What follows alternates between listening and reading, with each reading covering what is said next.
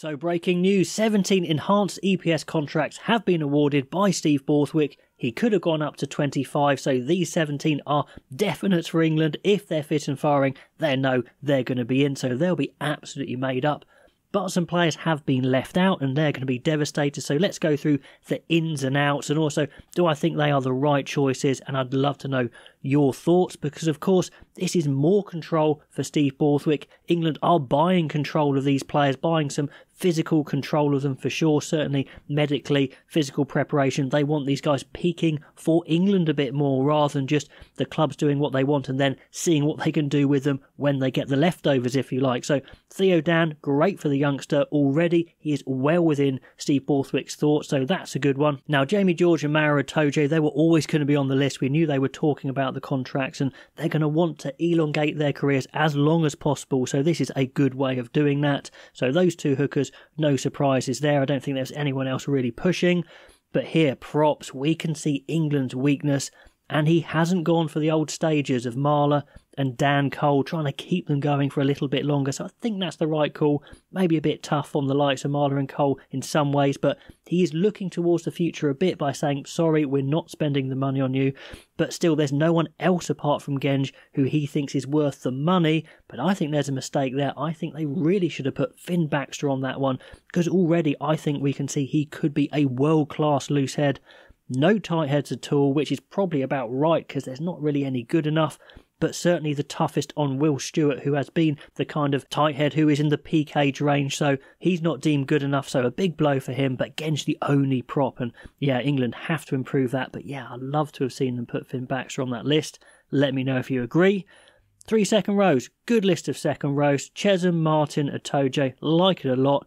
Alex Cole's maybe feeling a bit aggrieved because he is the fourth guy, but when you've got 3 already, then maybe a fourth is a bit much, and Cole's maybe not 100% a world-class operator right now anyway. So those 3, really happy with those, good call. Into the back row, and only 2 players, and they're going all in on Tom Curry.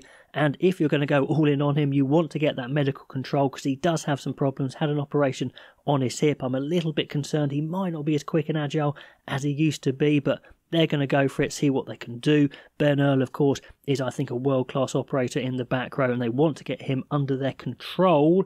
I'm a little bit surprised he didn't put the young Chandler Cunningham-South on there. We know he's rough around the edges, but surely he would be in an England squad if he's fit, and he is fit, he is in the squad. So that's a little surprise, but maybe a bit early for him. Don Brandt has always been in England squads for a while now, so him not being in is tough. But maybe the toughest call of all is no Sam Underhill. That's pretty telling, saying that we're not quite 100% sure that you are going to be the open side going forward.